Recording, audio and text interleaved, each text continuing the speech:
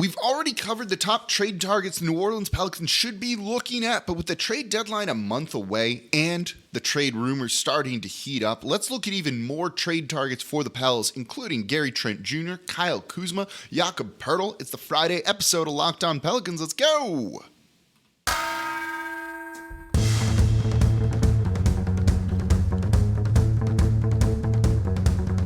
You are Locked On Pelicans, your daily New Orleans Pelicans podcast, part of the Locked On Podcast Network, your team every day.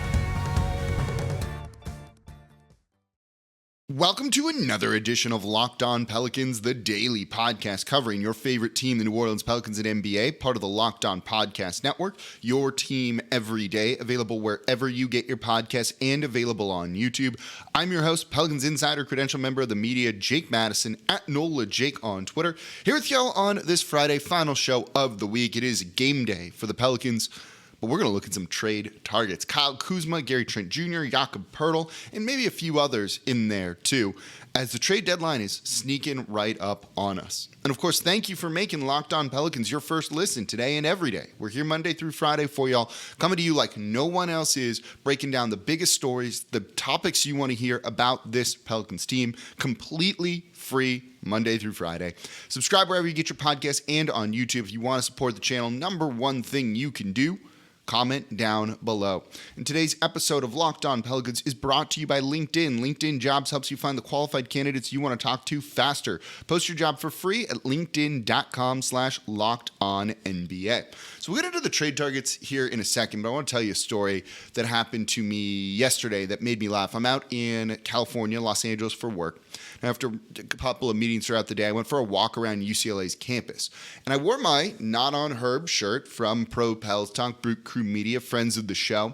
And I love this shirt. I wear it around in New Orleans all the time. It's always fun to see Pels fans come up to me and say, like, go Pels, or like Not on Herb, and everyone loves it. And as I'm walking around UCLA, I'm seeing a lot of people stare at the shirt. They're looking like right at the shirt with like faces on. And I'm a little confused because I'm thinking there can't be this many Pelicans fans here on UCLA's campus as I'm walking around and in the neighborhood.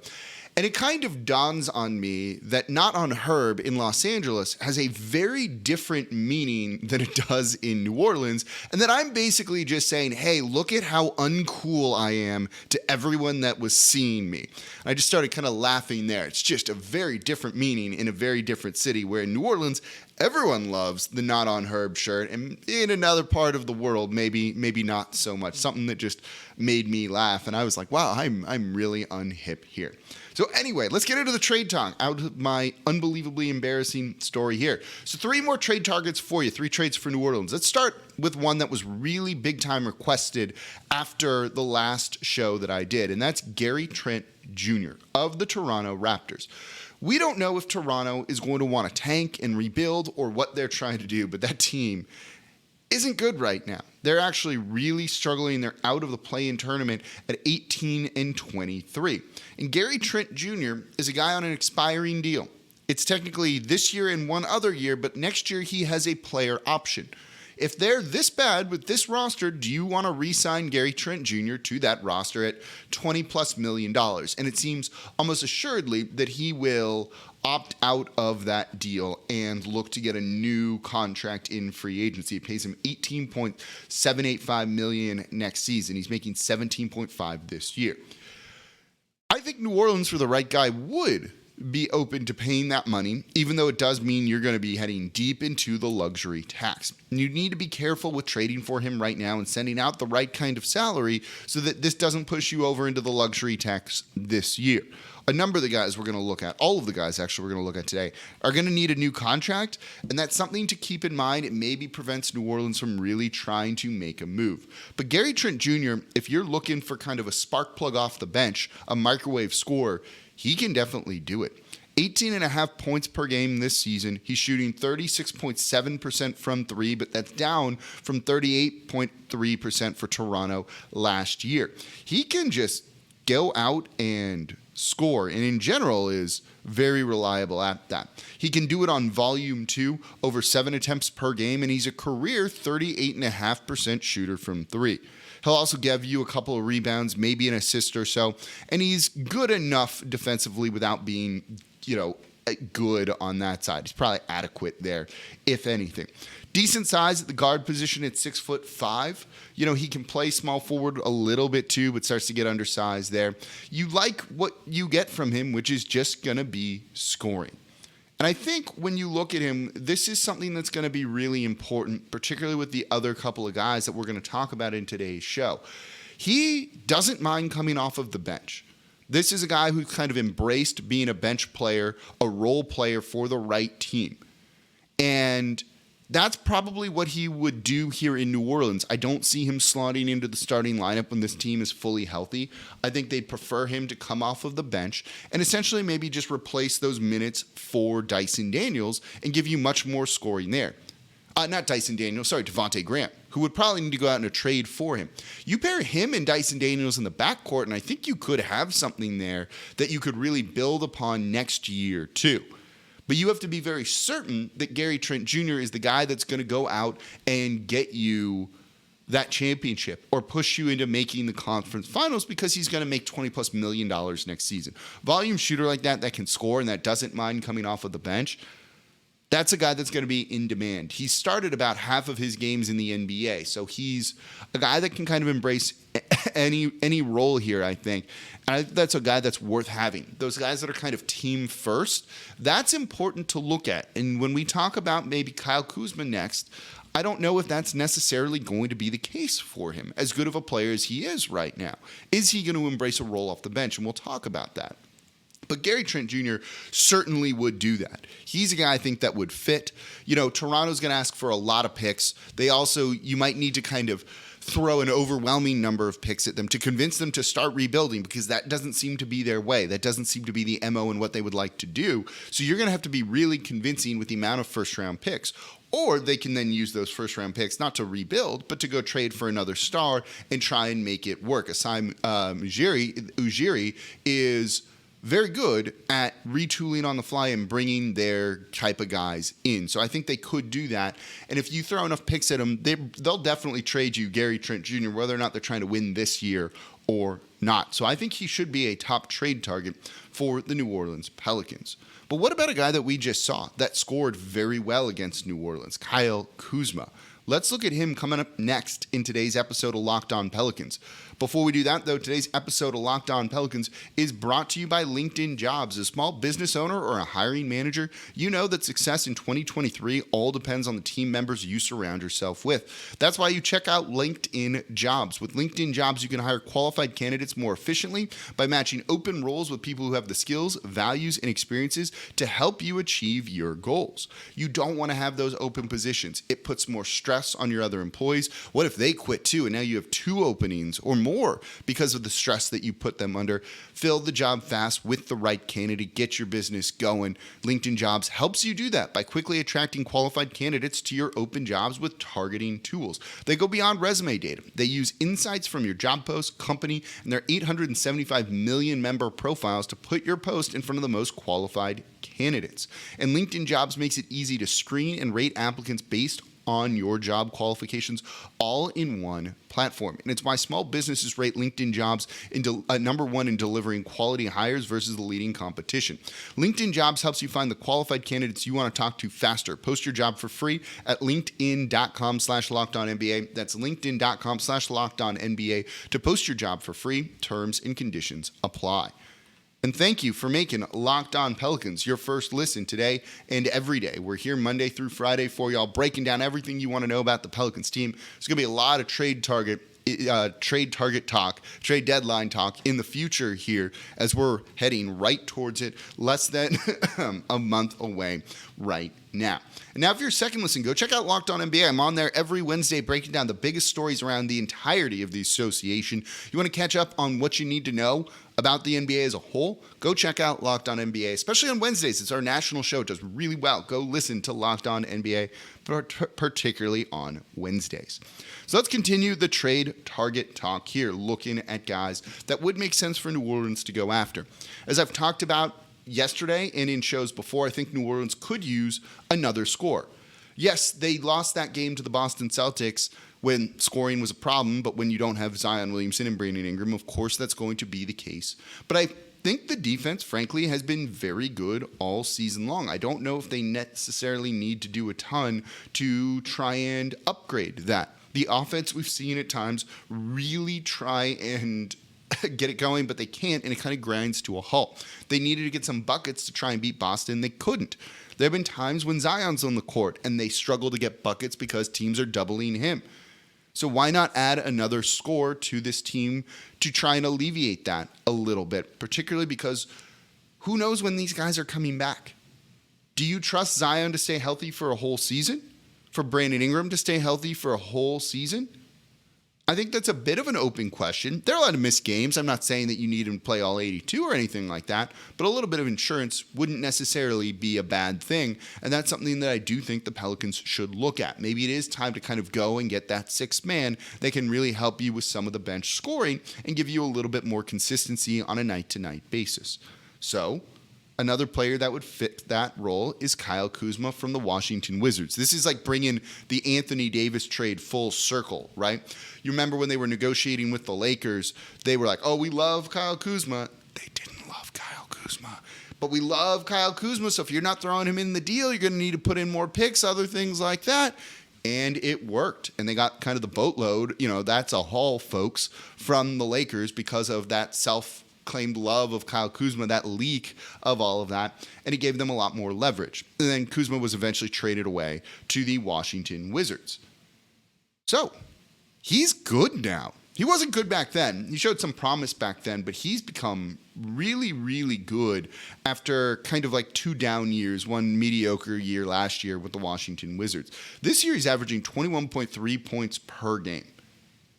He is just a flat-out scorer. Dude can go and get you some buckets and rebounds and assists. 7.4 rebounds, 3.8 assists. For his career, he's averaging 16.2 points per game, 6.3 rebounds, 2.4 assists. He's not great defensively. He's not atrocious defensively. And it's a guy that can just give you buckets. You need a guy that can kind of take over a lineup and go out and score. He can definitely do that. The biggest issue with him, there's 2 things. First and foremost, he's not a great three-point shooter. 33.7% from deep this year, 34% last year. It's not good. Career 34% shooter from deep, but he does take a number of attempts. Volume can be good there. And secondly, would he come off the bench? Is that a role that he would really want to accept? And I'm not sure. I think this is a guy that might want to kind of be the star and lead a team. And if he's not going to do that, he started all the games he played for the Wizards last year, has started every game he's played for the Wizards this year too. If he's not going to come off of the bench and not accept that role, it's going to create a problem if you have to re-sign him or want to re-sign him or try to re-sign him after this season. He's got a player option.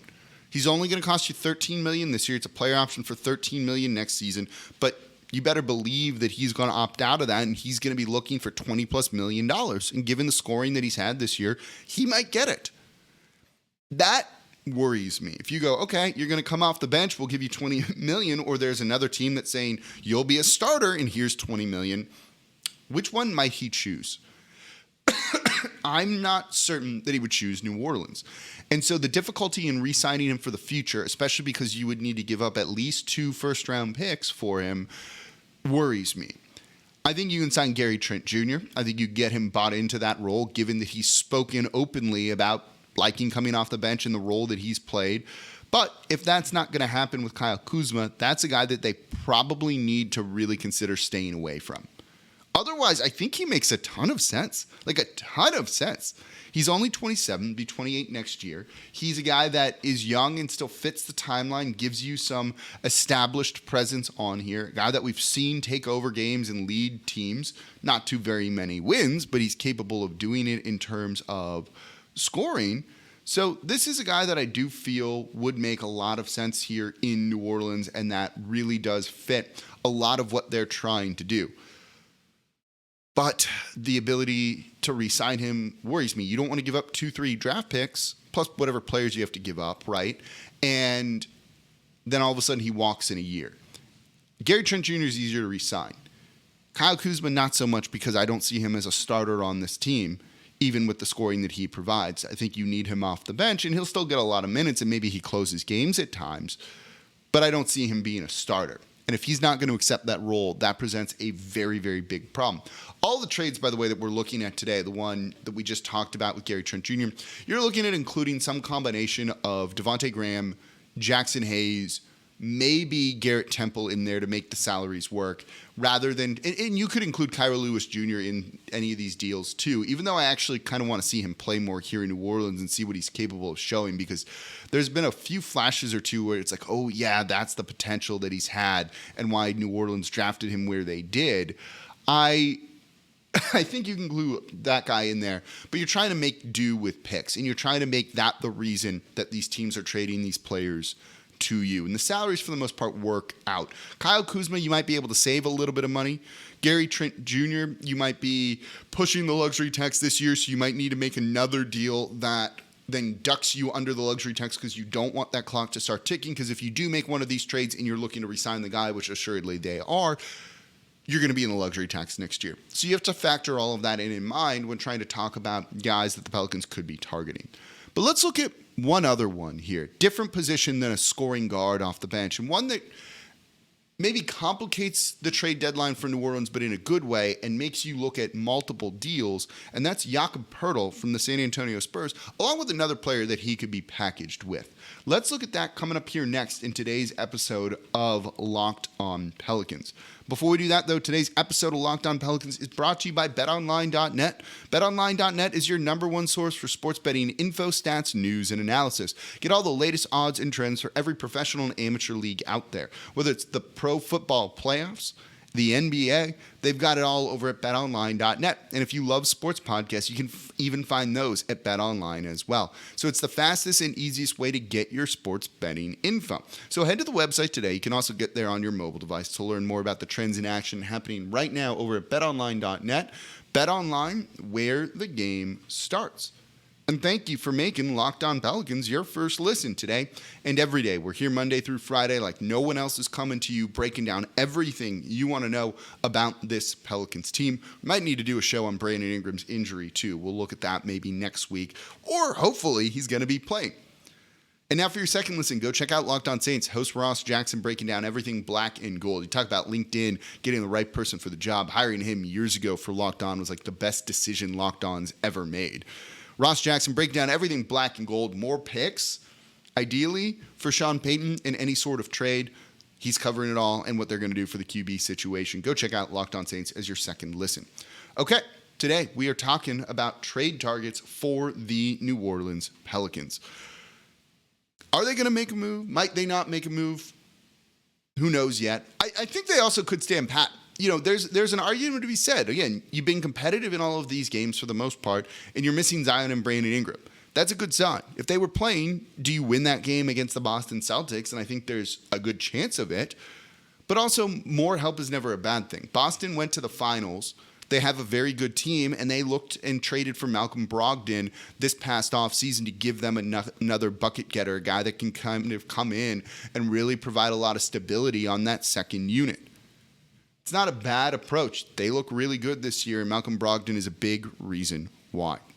So, if New Orleans is looking to do that, we've given you a couple of names in this show and in a previous show, but here's a different way to look at it. One of the other areas that people have really wanted to upgrade is at center, and ideally bringing in like a shot blocker, rim protector, something along those lines. And while I think Jonas Valanciunas is underrated as a center, offensively and defensively too, sure, let's say you want to look to upgrade there. What about Jakob Poeltl from the San Antonio Spurs? Their starting center, their big man, who frankly is going to be one of the more coveted guys, I think, at the NBA trade deadline. He is just a solid, reliable, two-way center. There's a guy who's averaging 12.1 points per game this season. Doesn't shoot threes really or anything like that, but has given you 9.5 boards, 3 assists, getting you almost a steal per game and over a block per game. He doesn't get a ton of he doesn't swat a ton of shots, things like that, but he's a rim protector and a rim deterrent, and guys really don't want to go at him. Solid rebounder, can score efficiently. Those are real big things that I think could be really useful for New Orleans. And if you trade for him without moving Jonas Valanciunas in that same deal, it does free you up to trade Jonas Valanciunas elsewhere. Could you swap Jonas Valanciunas for Gary Trent Jr. then? And all of a sudden, this team looks very, very different, but you're looking at maybe a little bit more depth or kind of some holes being plugged. And I think that's something that New Orleans could do. Or could you trade for Josh Richardson alongside Jakob Poeltl and bring in another scoring 2-guard that kind of helps you with some of that instant microwave offense off the bench while also giving you the center that you really kind of want? So there's a couple of issues with this. First and foremost, Jakob Poeltl is all the guys we've been talking about. Expiring contract this year. You're going to have to re-sign him. He's going to want a big-time contract. New Orleans, if they traded for him, would probably try and do the extension early if they can. That, I think, it would be smart. He fits. He's just a defensive anchor down low that doesn't need to do much other than be a pick-and-roll big man and finish things at the rim. He does lack three-point shooting. I think we've seen with Jonas that is a very useful skill to have, particularly with Zion Williamson out there on the court. But Zion was able to score, with Steven Adams around and other guys around. So I don't think it's the biggest deal if the starting center is lacking that. But not a bad thing. It allows you then to free up Jonas Valanciunas and trade him, so you have to make more moves coming from this. So if you're unable to do that, though, is Jakob Poeltl going to be okay coming off the bench? And I'm not sure. Does that make it difficult to re-sign him? And I think that it definitely does. So you've got to look at it from that aspect and that angle too. He's also going to cost you more because I don't know if the San Antonio Spurs want to trade him to a divisional rival team.